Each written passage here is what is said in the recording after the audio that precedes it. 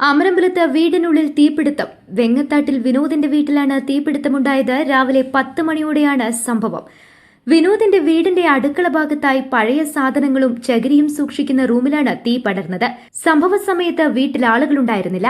അയൽവാസികളാണ് തീ ഉയരുന്നത് കണ്ടത്. ഉടനെ ഫയർഫോഴ്സിനെയും പോലീസിനെയും വിവരം അറിയിച്ചു. ഫയർഫോഴ്സ് എത്തിയപ്പോഴേക്കും നാട്ടുകാരും പോലീസും ചേർന്ന് തീ അണച്ചിരുന്നു. ഷോർട്ട് സർക്യൂട്ടാണ് തീപിടിക്കാൻ കാരണമെന്നാണ് നിഗമനം. ന്യൂസ് നൗ സ്വന്തം ഹൈസ്പീഡ് ഇന്റർനെറ്റ്, നമ്മുടെ സ്വന്തം ഇന്റർനെറ്റ്.